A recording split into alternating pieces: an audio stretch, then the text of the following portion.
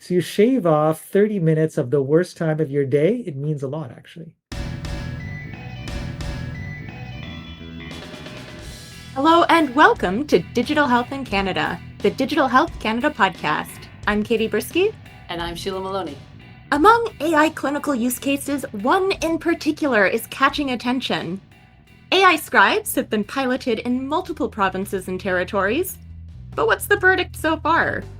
Today, we bring in two leaders to explore the data, the potential impacts, and the balance between hype and hope. And we are thrilled to welcome to the podcast Dr. Onil Bhattacharyya, Frigon Blau Chair in Family Medicine Research and Director, the Women's College Hospital Institute for Health Systems Solutions and Virtual Care, which you may know as WEAVE, and Simon Hagens, an independent consultant with expertise in evaluation and analytics. Welcome to you both, and thank you so much for joining us. And Simon, we should congratulate you on your recent appointment as an adjunct professor at the University of Ottawa. Thanks. Yeah, it's been great jumping into that world. Well, so I just want to say welcome as well. We're really thrilled to have you. AI Scribe, as Katie said, is a really hot topic right now. Before we jump into that, and if you're familiar with our podcasts and our listeners know that the first question we always ask is, we ask people to just tell us a little bit about their career journey. This is always something that people are interested about. And frankly, we always have some very circuitous routes mostly. So Onil, why don't we start with you? Sure. And maybe less circuitous than some, but I studied family medicine. And as I was finishing my studies, I had a sense that clinical care is about a lot of micro problem solving, and that I was working in a health system that was kind of broken. And so the idea of just like working in a system that I didn't think was very good was not that gratifying. And so the opportunity to like do a PhD and try to learn more about health systems and how to redesign care, I think got me excited. I was excited about that prospect. And then did a PhD in health services research, did a postdoc at the Harvard School of Public Health, got interested in social enterprises and startups, and sort of got me into a wide range of things, but essentially an interest in care integration, and then an interest in how to design health services, and finally technology and how it can make care better. So, mostly an academic, but moving really from the more focus on care and people with complex needs and more into technology and how it can make care closer to what I hoped it might have been 35 years ago. I think that desire to improve the system is another theme that we've heard through many of the journeys that our leaders have been on. And Simon, why don't you tell us about your career path? Sure. I dropped into healthcare by accident, ended up working in a community health center because I was into community gardening, and just found a love of the sector while I was there. And I would recommend to anybody to go and work at a community health center because it's a place where you meet amazing people doing amazing things. But also they're small organizations, so they'll let young people do any number of strange jobs. So I took on a job there as a community garden coordinator, ended up a few years later leading an EMR implementation, and that launched my journey in digital health. I spent 20 years at Canada Health Infoway, which was a wonderful place to work, and got to spend some great time with you folks, and was thrilled to have the opportunity to support the launch of the AI Scribe investment program. So learned a lot about AI Scribe, and now as a researcher, I'm taking a real interest in watching that adoption cycle start to play out.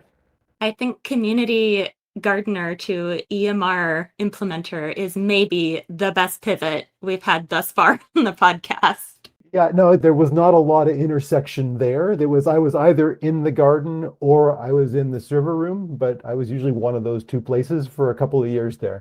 So either way, you were deep in the weeds. Nailed it, Katie. Well done. Okay, well, we could go down quite a path, but we are here to talk about AI Scribes.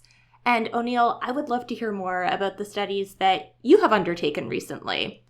Can you set the stage for us and tell us a little bit about the studies themselves, what you looked at, what findings particularly stood out to you?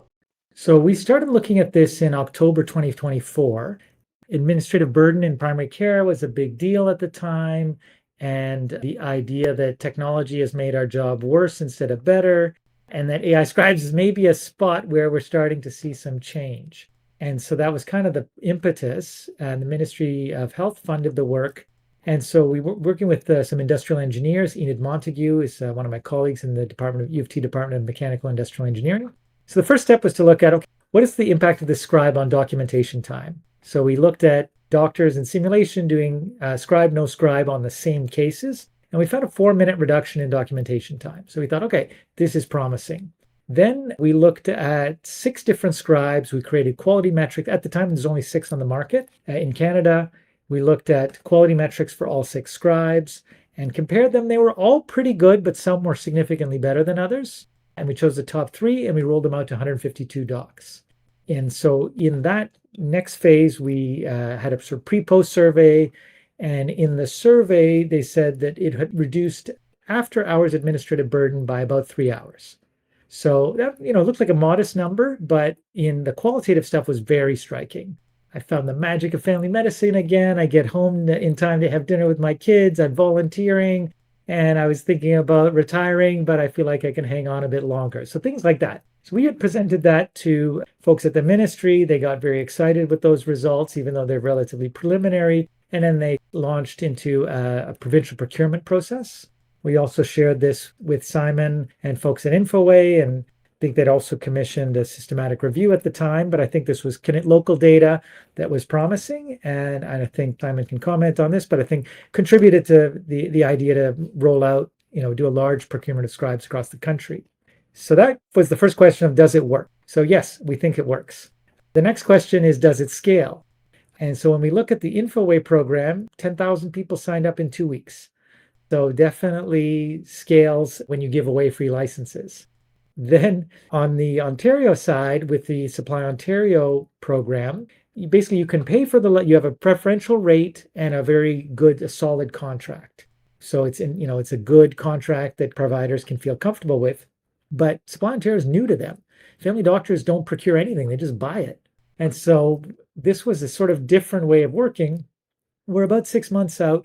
200 individuals or entities have signed up, but I don't know how many licenses they've distributed. We're still working on that. So it's interesting when you ask the question, does it scale? Obviously giving people a free license is a mode of scale, but maybe not a sustainable one. And then giving people a preferential contract with a lower price is probably more sustainable, but has, grown much more slowly. Love what Onil's just been talking about. It gets me excited about the role that evaluation is now starting to play in digital health, more so than it did when I started my career 20 so years ago, when it was really hard to encourage evaluation in those pilot studies that Onil was so lucky to be able to execute around AI Scribe, and then into implementation. And that measurement through the implementation process becomes so critical to be able to course correct and get to the outcomes we're looking for. It's great to see that it's unfolded that way. And something that to me is striking, the time period you're talking about. So you told a story about a series of pilot studies. Like, what's the total time span that work took to take? So that first phase, it was pitched to us in September. We started in October. We finished all the simulation type work in February. January, rolled out the study. Basically finished everything by June. So timelines were short, and we're hoping to get those even shorter in the future.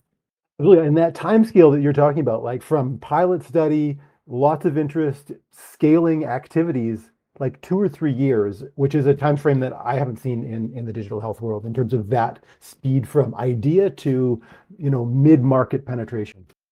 So, Simon, I was just going to mention that because I know certainly we recognize, first of all, in digital health and technology, because it's moving so quickly, often the evaluations aren't done in the first place, or they're done, but they're done years later, and the technology is either moved on or it hasn't scaled because of all the issues in Canada that we know that our failure to scale in a lot of different areas.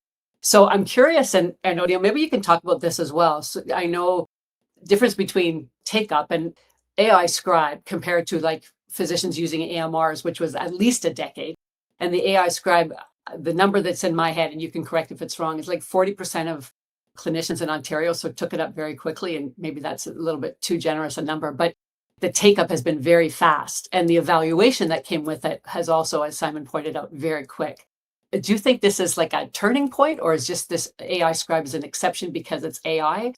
I actually think it's a bit of an exception. I think it's a web-based tool. It requires no integration. It's like a function that people are really keen on because it helps them do something that they're really annoyed about doing. And it's pretty effortless to implement.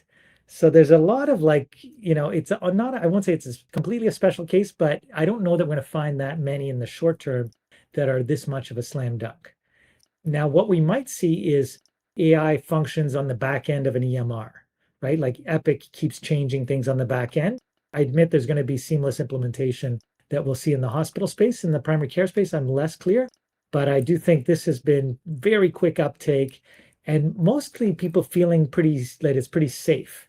I wonder if I get just a curiosity, O'Neill, because what I'm looking at in the trajectory in the long term is trying to figure out, can it maintain this momentum? And so I think there's probably more data we'll see in the next year, but that notion of like, are people using it occasionally, or is it really embedded in their practice? And are we seeing fully embedded in practice in a large portion of the population? That's my curiosity to know if this is actually stuck. And I'm curious if your results are giving you a sense of that sort of ratio of who's a light user versus like, we're doing this. The data from Infoway actually is very instructive in this respect. When you took the first wave, that was 10,000 people who signed up. And then of them, like, when you got to October, you've got 10,000 licenses out there, 8,600 that are, used it at least once, and then 6,100 active users. And so that's like 60% of the people are using it more than 10 times a month. But 10 times a month is not a very high bar because you're going to see hundreds of patients a month. And so I think it is variable. And then Infoway took away licenses from people who weren't using them, gave them to other people. And we've moved on to, I think there's like 12,000 licenses out there. I think 6,900 active users. So you can keep giving it to people, but your number of active users is not tracking the same way as you get more licenses out there. I don't know that everyone will use it all of the time. And, Sheila, you mentioned that 40%. So everyone is kind of struggling to figure out what the right number is. Ontario gave licenses to 12% of family doctors. And then we have the 200 entities that have registered with the Supply Ontario vendor of record. So it might get us to 4. I think it's more in the 30 range, but when you look at an adoption curve, that's taking us into the early adopters. So to your original question, Simon, I don't know. I think we might hit a plateau in the next year or so, and maybe something else needs to shift before we see, 50, 60% penetration. So if we're in the early adopters phase of diffusion, what factors do you see influencing that curve from here? My guess is a subset of people are going to love it and then pay for it. And they'll sign up in Ontario, they'll sign up with the vendor of record. We're going to be able to track all those conversions. Basically, you're not going to get to 100% even in the next 2 years. I think you're going to get to maybe 40, and then the free licenses will go up, and then you'll drop to 30 or something, and then maybe you'll sit around there. That's my guess. Other things may change. Maybe if it's embedded in an EMR, more people will use it, but that's my initial take. And if I could just suggest, that's starting to look a lot more like the usual diffusion of adoption curves that we've seen with other technology. So it had a really good launch and a really good head start on others, but that gravity of workflow, reimbursement, policy change that are all these really important things for the solutions that are now broadly spread across their health system, it all took those pieces kind of coming together. They needed to sort of fit into clinical practice in a way that scribes certainly can, but are they there today? Probably not quite yet. So there's time and work before this is a really integrated part of practice. It would be my assessment from the data. And, if I could just add, when we went from 150 docs that said they saved 3 hours a week of after hours documentation, when we went to 1,000 people answering a survey, that number dropped to 1.6 hours. And that's common. These are different people with different practice profiles, so that you get a bit of a dilution of that effect. And the overall benefit, what we're seeing essentially is you have a subset of people who document well and they're saving time because you spend a lot of time documenting. Then you have a subset of people who don't document well and don't spend a lot of time, and their notes are getting more complete. We're just beginning a pre-post, 6 months of pre-post data on quality of note. 6 months before AI Scribe and 6 months after. So we'll get that in the next couple of months, but we'll see what does it do to note completion. That's a fascinating distinction. And I think it leads me into something I was curious about because I saw the 3 hours per week time savings. And you're right, it sounds modest on the surface, but I was hoping you could help us see that bigger picture of what the cumulative effect of those 3 hours really could mean for clinicians and for the health system. So the thing about those 3 hours, let's say you work 4 or 5 days a week, that's at least maybe 30 to 45 minutes between 5 and 7 p.m., the time of the day where you hate yourself because you're so slow and you just want to get out of there and you just want to get home in time for dinner with your kids. And it's actually the worst time of the day. So you shave off 30 minutes of the worst time of your day. It means a lot, actually. And that's why we see that disparity between a numerical number that is not huge and qualitative data that's very impressive. Anil made a really important point about those 3 hours saved and then the larger real world sample where you see some of those numbers goes down. And that's just the way the world works. The clinical trial world is a more controlled environment. You're going to see better outcomes than you generally will in the real world. So that's where that evaluation all along that adoption curve, through those early adopters, through those early majority, into the late majority is so important because the context changes. You're starting to deal with people that are dealing with more challenging patient populations, that are dealing with more challenging conditions to deliver care in, that have a whole lot of other things that they're trying to manage, and playing with a new tool isn't on their list. So to me, that real world long-term evaluation is a really interesting thing for us to spend time on. And it gets into some of those things around things like data quality, because as we've talked about, there's the early benefits, and getting some of that pajama time back is a massive benefit. I actually think that's the smaller part of the benefit. And we touched a little bit about quality of data. And so maybe I can just speak a little bit about how important that is.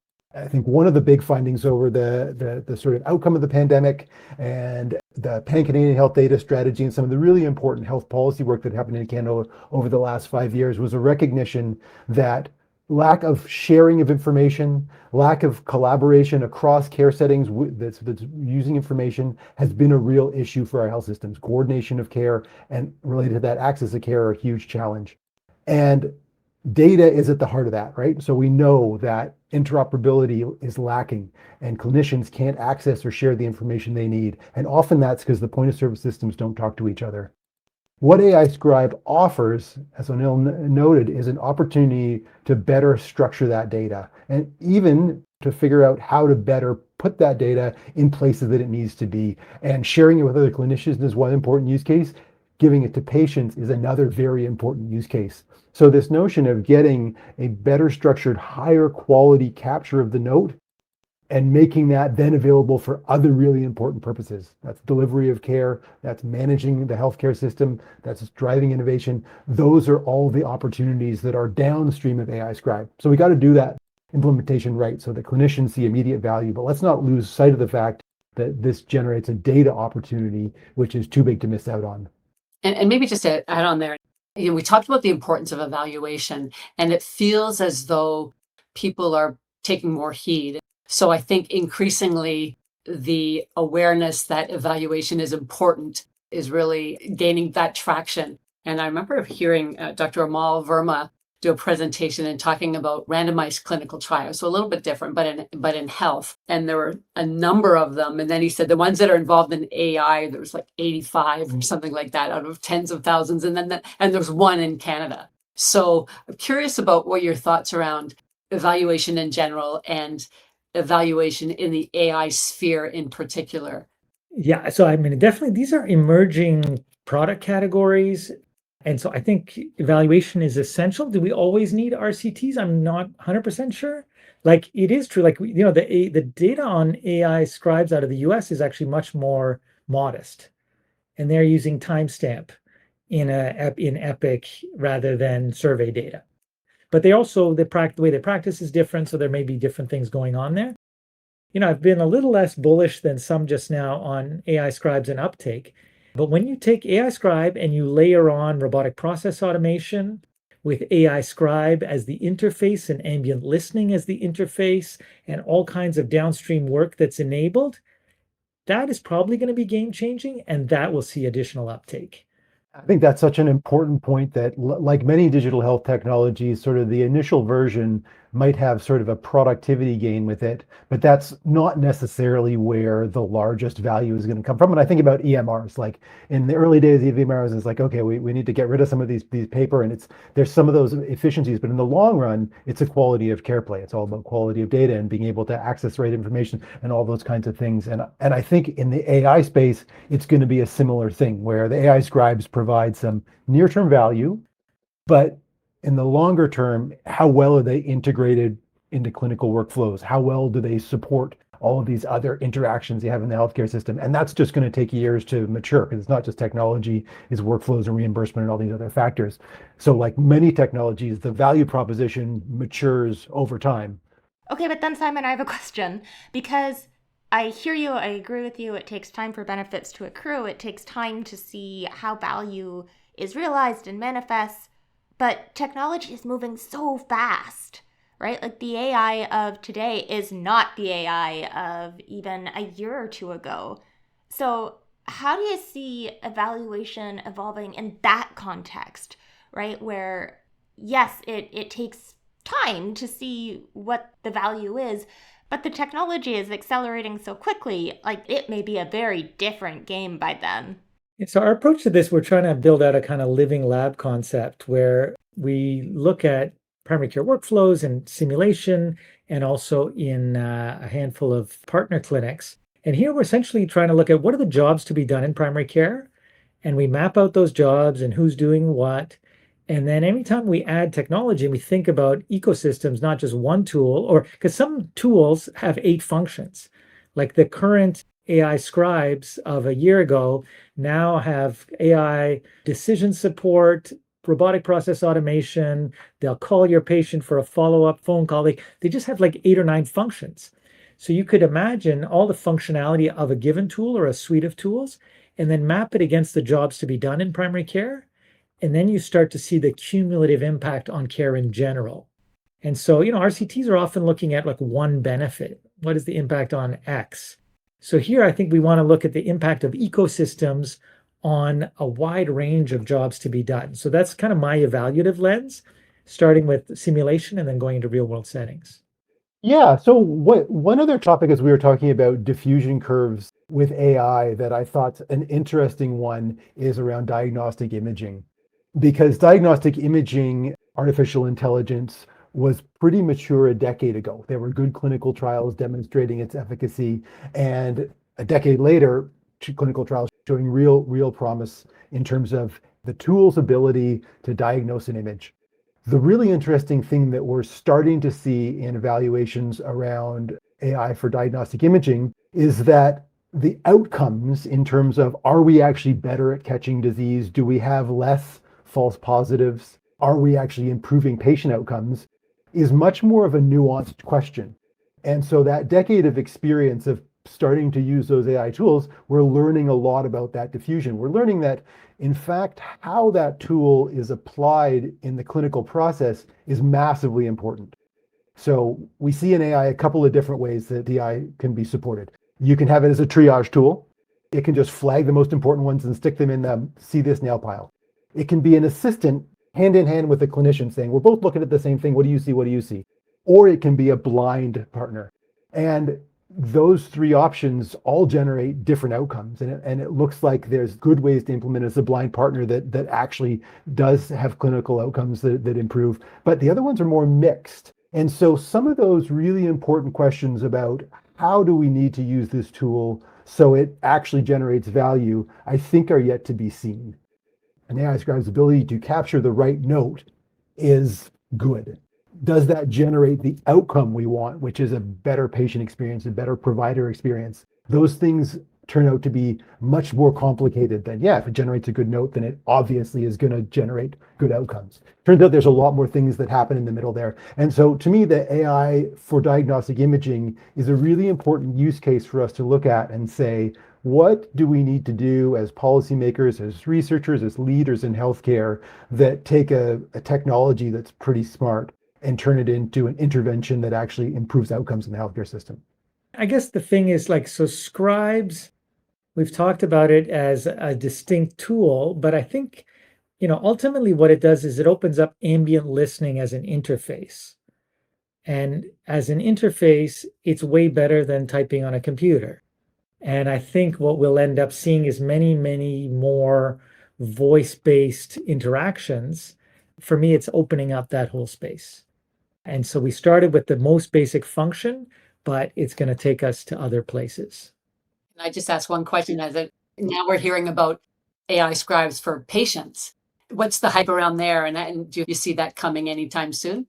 So, recently I was on a plane with someone talking about my work, and the person next to me was a patient who had prostate cancer, and he was saying how he records all of his interactions with his physician on his phone. And he said recently he was fiddling with his phone, and then his doctor noticed and said, "Hey, are you recording this?" And he said, "Yeah, I've been doing it for 14 years. How am I going to remember these conversations? I've got prostate cancer. I'm stressed out. How can I remember everything we've said?" And what was the clinician reaction? So he was shocked, but he took it. He took it. I think our expectations will shift. And I think ultimately this is going to be seen as reasonable and normal. But it's funny because he did it in a sort of stealth guerrilla way for the last 14 years. But Absolutely. And the patient context is evolving rapidly. Patients have the opportunity to conceivably bring their own scribe into the room, as we discussed. They also have the opportunity to maybe get that download of the scribe. But the other really important things that have been happening in the patient environment that create a bit of a potential tsunami are patients now have a lot more access to their own data. So I, in the last couple of years, have been able to download a bunch of my patient information, test results, and things like that. I had to go to 4 different portals to get them, but I could get my hands on them. The other thing that's happening is that consumers are starting to use AI tools for a lot of purposes, including asking healthcare questions. And the last month, we've seen major announcements from big AI companies that they are getting into the health space. So they'll be offering products that would allow me as a patient to go and download my results, bring in whatever other contextual data that I want to inform my care, and get an opinion from ChatGPT. Now, that is going to be appealing to a certain portion of the population. How big is that portion of the population? That's to be seen, but it could be a really material effect on healthcare in the coming years. I guess I just want to stay mindful of some of the potential risks, though, right? Both from, generative AI hallucinates, it makes errors. I think there are well-documented, privacy, data governance, data sovereignty considerations. So, yes, agree, opportunity, but what should people be keeping in mind from a risk mitigation, risk tolerance point of view as they look to embrace that opportunity? Absolutely. So to be clear, there are absolutely significant potential risks, and these are brand new products. And so assessing those risks is really challenging. So consumers need to assess those choices for themselves, essentially, in the world today, which realistically they do all the time. Apple and Google have an absurd amount of information about me. They do a variety of things with it. And I've made a personal decision as a consumer that being able to see myself as a blue dot on a map is worth the convenience for that. I think one of the big challenges we have in the Canadian healthcare system is access to care. It's really challenging to get in and see your providers. And so that kind of market force of an access barrier causes people to make different decisions about what they will do to access care. So the interesting thing about this is it's no longer a regulatory question. Those tools are going to be available. People are going to be able to get their data. The market will do what the market does. And, Onil's anecdote about a person in an exam room that's been recording things for years is a bit of a window into what clinicians might be encountering in that. I don't know what it's going to bring. I don't think anybody does, but it's certainly something that we should be watching and studying with great interest to make sure it benefits rather than harms. In our last episode, we had Dr. Anderson Chuck and Dr. Fahad Razak talking about health data as a national asset. And then we can pool that data and really, take a global leadership role in terms of using data to drive innovation. And so the thing that I think about is if ChatGPT is getting all my health data, the system isn't getting it. And so it's an interesting tension and conundrum, right? It's about what I need to know, what I want to know as, somebody who has a diagnosis of something versus the greater good. And so it's a great question, and it will be interesting to see what comes out of that. Katie, you want to ask your digital health question? All right. So, as it's Digital Health Canada's 50th anniversary, we've been ending our conversations with a consistent question. For all of our guests, we've been asking, in one word, what does digital health mean to you? So, Onil, if you had to pick one word to sum it all up, what would it be? At its best, I would say seamless. Okay, Simon, your turn. One word. So I'm going to go with potential. I've been in digital health space for a long time, so I've seen a lot of value and a lot of impact and a lot of things that are fantastic, but I've also seen a lot of opportunity left on the table. And so I think that in digital health, there is a lot of potential there today and a confluence of different kinds of inputs that make the moment we have today a real opportunity for digital health to go further. So potential it is for me. And I think it's brought us full circle. You know, we talked, Onil, at the beginning about using technology to make care better. And I think we've also heard that technology in that way makes care more human as well and facilitates that relationship. And want to thank you again for your time today. Thank you all. Awesome. You know, every time we do an episode on AI, we get such a different perspective on the topic and such a different kind of slice of life and what's happening in AI right now. Yeah, you're right. And I really appreciated the comments that both Simon and Onil had around adoption and scalability, because we've talked about those two topics, but in different contexts, and the nuances of all of the other things that are not just the adoption of the technology, you know, the regulations, the pricing, the marketing, the change management, the workflow integration, not new topics, but again, a different slice or lens on them from that perspective. And I think such a good example of how the right storytelling makes such a difference as well in sense making with these sorts of topics. Like I'll harken back to that 3 hours a week, which on the face of it, it doesn't sound like much, right? But the way Onil described it, it's a critical 35 to 45 minutes of your day. Thinking of the worst 45 minutes of your workday, if you could just cut that, how much of a difference to your quality of life would that make? And then you really start to see the benefit and the value and the improvement of the care experience for the physician side and also for the patient. So I think that communication and that humanizing of some of this data is so critical when you're doing adoptions like this. Yeah, I couldn't agree more. It's interesting because I was having a conversation with, I can't remember who it was, but we talked about the importance of data, but the importance of stories. And, you know, stories trump data every time. And you can see data and it gives you a one picture, but then you have those anecdotal or those stories that accompany the data. And if you have both of them together, all the better. And, you know, I think one of the things for me was the whole conversation about, you know, the patient experience. And I know it came out in the studies around physicians reporting that it improved their relationship with their patients because they weren't typing on a computer, that they were, because it's ambient listening, they had more face-to-face and eye contact. Now, I'm curious about what the patient's so that was the physician attributed patient relationship piece. I'm assuming it's the same, but that's a really interesting point that came out of that. I think I might have read something about this actually. I think I read like a presentation by Onil that may have been posted somewhere. And I think they did ask patients, and I think they did say that they felt their provider was more engaged, they felt their body language was better. So I think there has been some investigation into how that comes across from the patient's point of view. You know, it's interesting. So we had one of our conferences, it was in BC, and it was a patient with kidney disease. And he said, yeah, he says, I go to ChatGPT because there are no bad questions. I take as much time as I want. And I have enough information about me and my numbers and my studies to know what I need to ask my nephrologist about and what I can trust and what's clearly a hallucination. So it was a really interesting take from the patient's perspective about why he's going to ChatGPT for his care. He says, I get 14 minutes every quarter with my nephrologist. So it was kind of an interesting perspective.